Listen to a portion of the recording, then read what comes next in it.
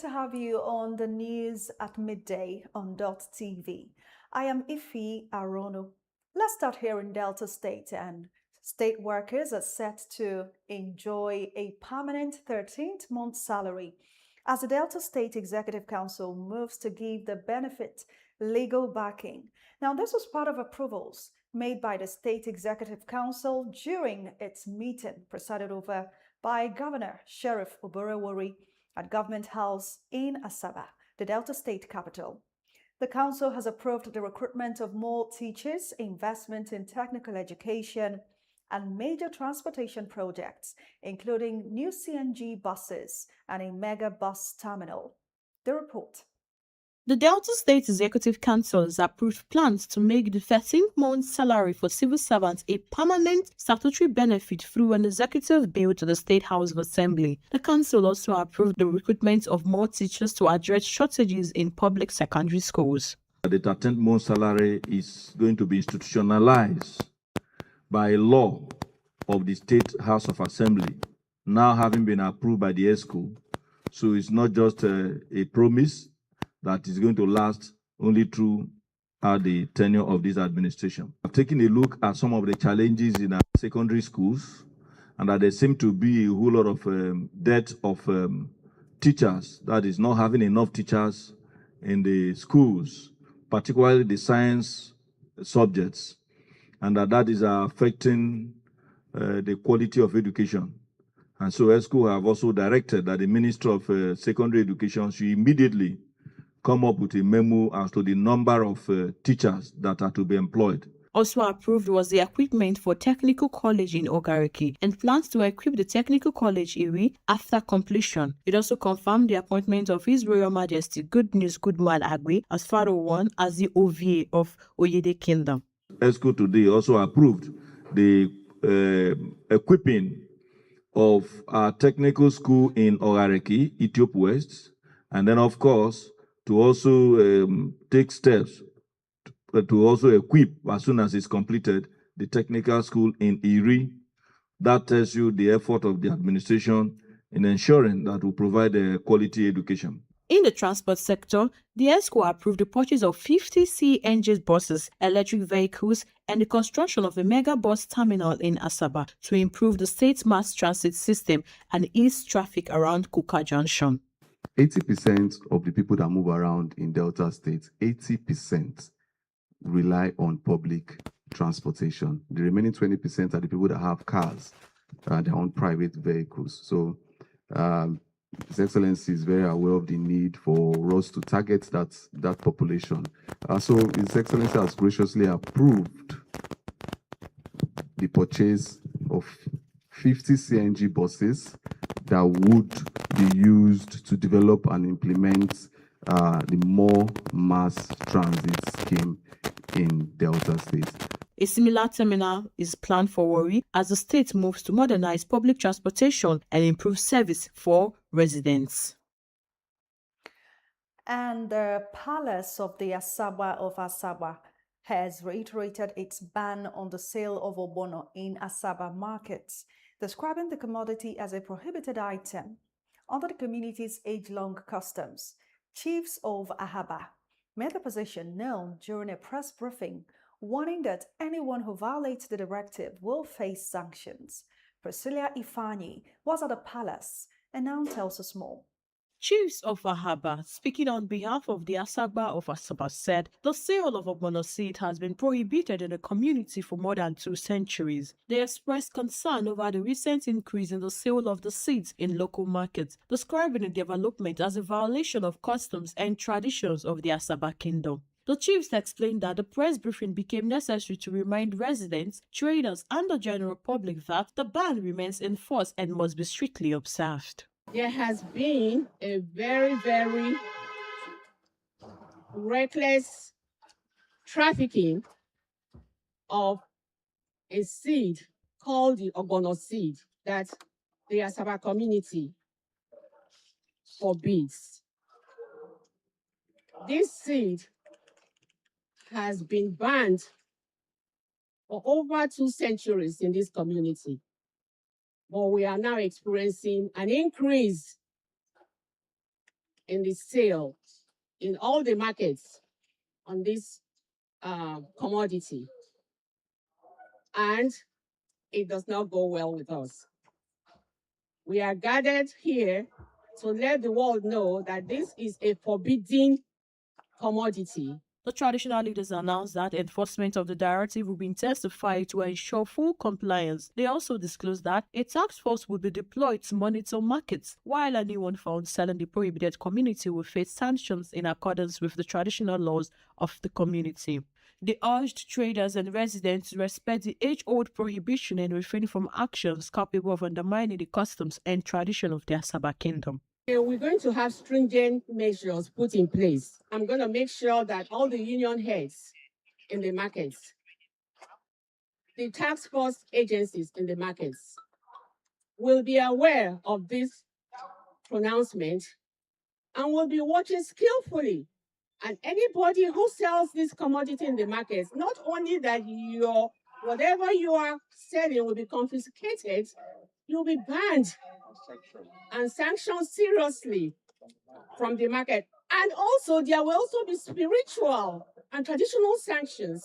The chiefs further called on traders and residents to comply with the directive, emphasizing that preserving the customs and tradition of the Asaba Kingdom is a collective responsibility. Reporting from Asaba, Priscilla Ifani, Dott TV News.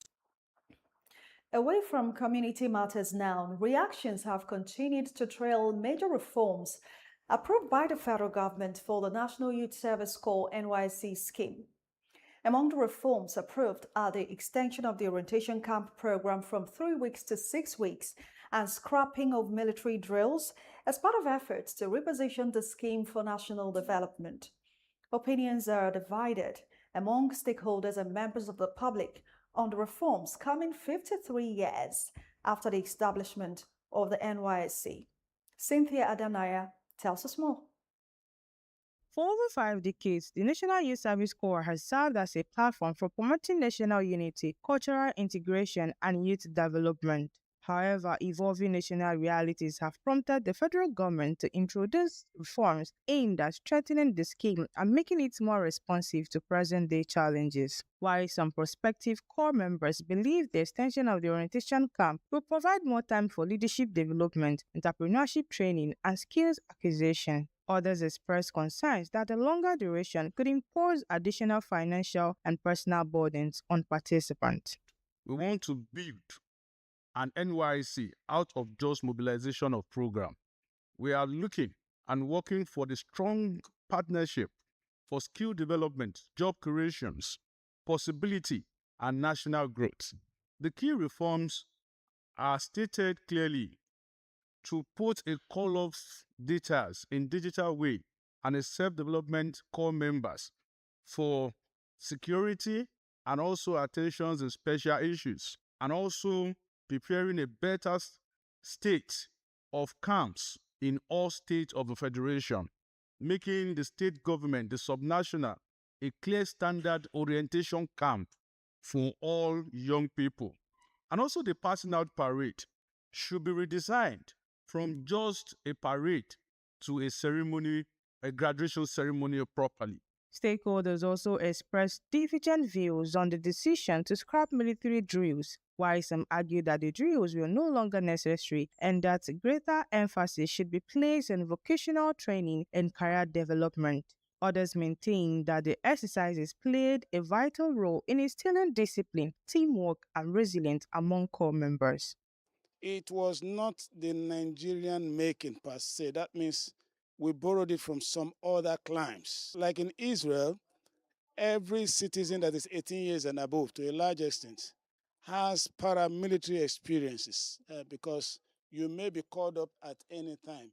Education experts believe the success of the reform will depend largely on effective implementation, improved welfare for corps members, and the introduction of practical programs that address unemployment, security concerns, and national development. So when they can acquire skill, that they will not be looking for a white-collar job.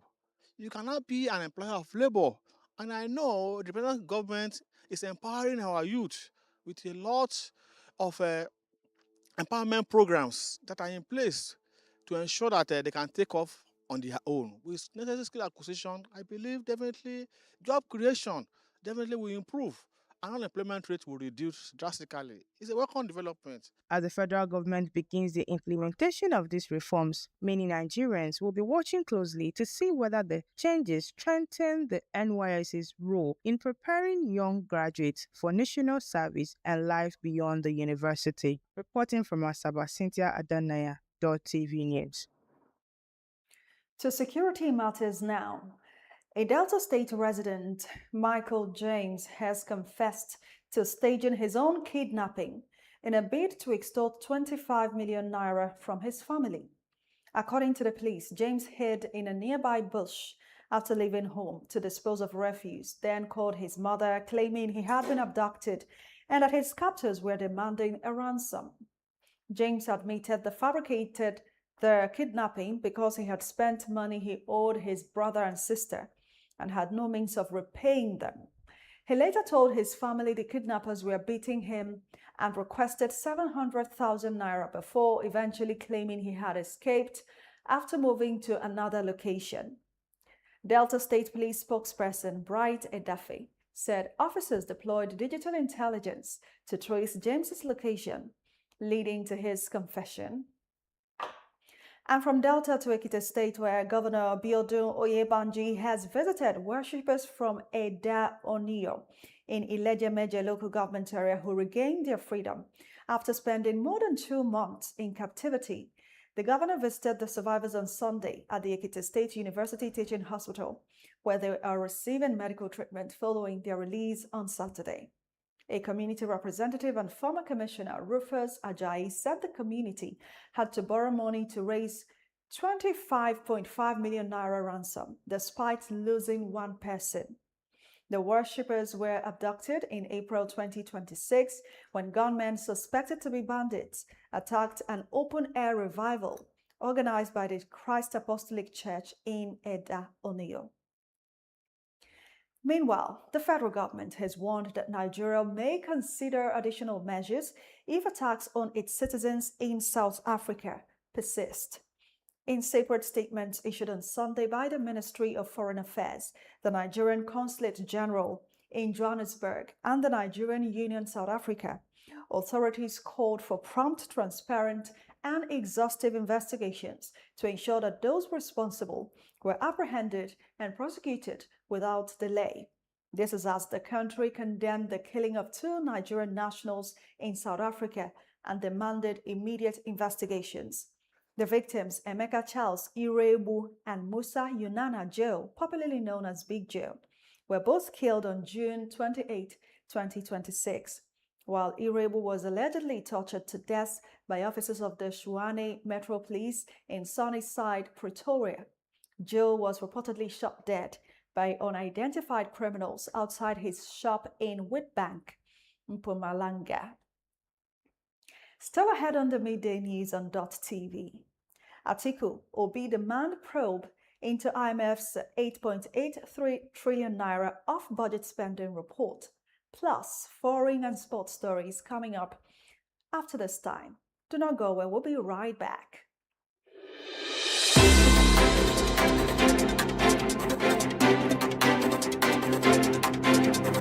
In the heart of Asaba, where the street tells the stories every single day. From the corridors of powers to the decisions shaping governance and politics in Delta and Nigeria.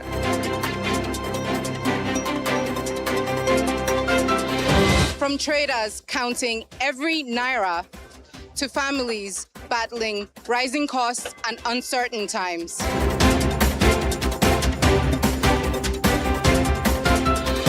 From football pitches to sporting successes to the major developments making the headlines all over the world. And from the untold human stories, the struggles, victories, resilience, and hope of the everyday Nigerians. This is the news beyond the headlines. Dott TV News are your trusted window to stories that truly matter to the people. Here, we don't just report events, we tell the human stories behind them.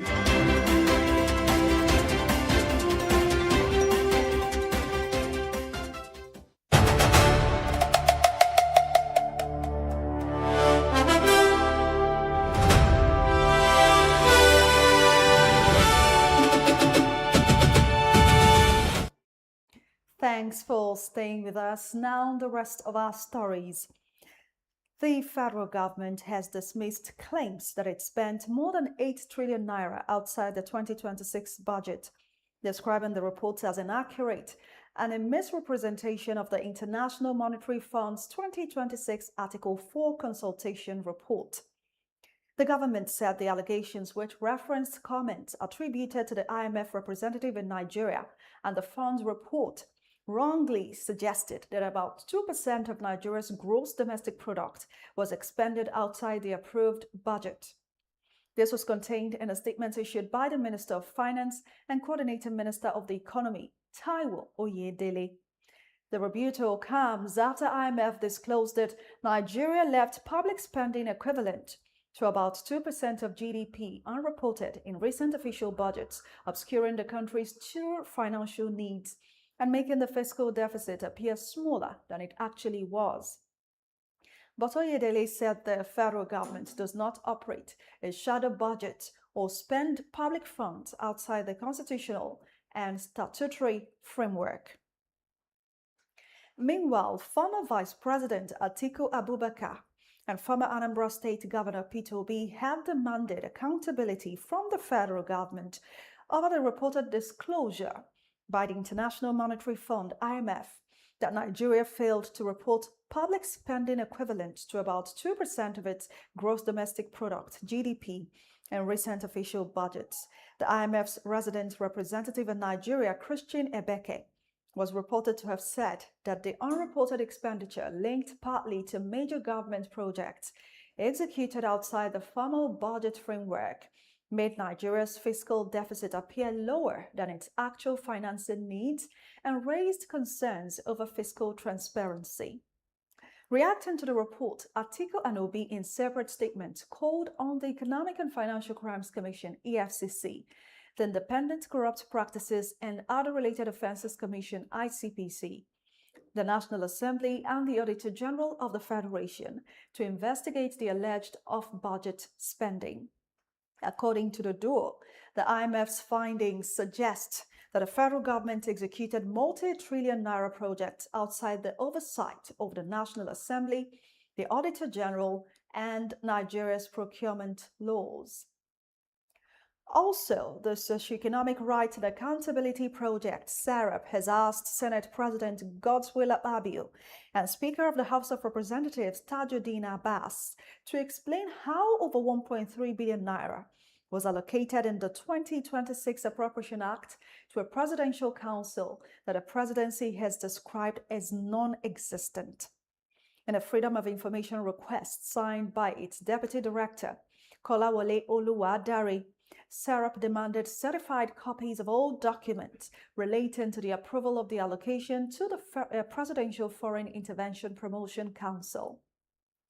The organization also urged the leadership of the National Assembly to immediately invoke its investigative powers under Sections 88 and 89 of the 1999 Constitution to probe the circumstances surrounding the allocation and identify those responsible for any irregularities. SARAP further requested records identifying the lawmakers and committees that considered and approved the allocation, as well as the public officials who appeared before the committees to defend the proposed funding. And now to the foreign scene. At least 11 people have been killed in Kyiv following a second night of Russian strikes on the Ukrainian capital in a week. The city's top military administrator, Timo Kachenko, said some 46 people have been injured, including 5 children. Kachenko said rescue efforts are continuing at more than 20 locations, adding that residential high-rise buildings were hit in 2 districts. The strikes come on the eve of the NATO summit in Turkey, where Ukrainian President Volodymyr Zelensky is expected to hold talks with President Trump. As before the latest strike, Zelensky had warned that Moscow was preparing a second massive strike on Kyiv following its attacks on Thursday that killed 30 people. Elsewhere, at least 19 people have been killed and more than 100 others were wounded in clashes at a prison in Sri Lanka. Violence broke out at the prison in Negombo, about 35 kilometers north of the capital, Colombo, on Sunday, and continued on Monday, according to local media reports and police. The Negombo hospital received the bodies of 4 prison guards and 15 inmates, with more than 100 wounded inmates also admitted. Local television station Hero reported that at least 20 people were killed in the fighting. The reason for the clashes was not immediately clear. Well, a super typhoon has made landfall on United States territorial islands in the western Pacific near Guam, with authorities saying they have received reports of significant damage as powerful winds and torrential rain hit the northern Mariana Islands. The eye of Super Typhoon Bavi passed over the island of Rota on Monday morning local time, bringing winds equivalent to a Category 5 hurricane. When the storm first hit, the U.S. National Weather Service urged Rota's residents on social media to treat these imminent extreme winds as if a tornado was approaching and move immediately to an interior room or shelter. Still on the foreign scene, Buckingham Palace says Prince Harry will not be staying at the palace for part of his visit to London this week, despite his team announcing this morning that he had accepted an invitation to do so. Royal sources say the Duke had not formally responded to the offer of accommodation at a royal residence by the deadline, which was the end of last week, and was told over the weekend that he could no longer stay at Buckingham Palace. It is understood that the palace requires a minimum notice period to ensure a guest can be hosted and staff from the royal household provided. Prince Harry is traveling to the UK to promote the Invictus Games, which will be held in Birmingham next year, and charity events. For sports stories, here is Anthony Uche. On the sports desk, we jump straight in with news that a very controversial move has been made by FIFA to announce the suspension of a red card incurred by USA forward Folarin Balogun, with the Belgian Football Association calling the decision astonishing and also announcing it was investigating all potential options to uphold the integrity of the sport. Balogun was sent off for a high-footed foul on Bosnian defender in the round of 32 clash with the USA and was supposed to miss the last 16 tie against Belgium, but has now been cleared to play, with the world governing body yet to give any reasons for the decision. On the field, Morocco and France will be joined in the quarterfinals by Norway and England after the pair booked their places on Sunday. Erling Haaland's second-half double helped Norway stun 5-time champions Brazil and took their place in the quarterfinals of the World Cup for the first time. Bruno Guimaraes missed a chance to give Brazil the lead in the first half after missing from the spot, and despite a late goal from Neymar, the Vikings held on to the victory. In the early hours of this morning, Jude Bellingham scored twice as 10-men England also booked their place in the last 8. The Three Lions defeated L3 in what was their first loss at the Azteca Stadium since 2013, following a 1-hour delay due to inclement weather. They were made to work for it though, especially after Yero Kwanzaa was sent off in the 54th minute, and they played over 30 minutes with 10 men. Earlier, France overcame a difficult Paraguay to qualify for the quarterfinals, where they will face Morocco, who brought co-hosts Canada aside by 3-0 to become the first African nation to qualify for consecutive quarterfinals at the World Cup, after doing so in 2022. Still on the World Cup, Carlos Queiroz has stepped down as Ghana head coach after 3 months in charge, following their World Cup exit in the last 32.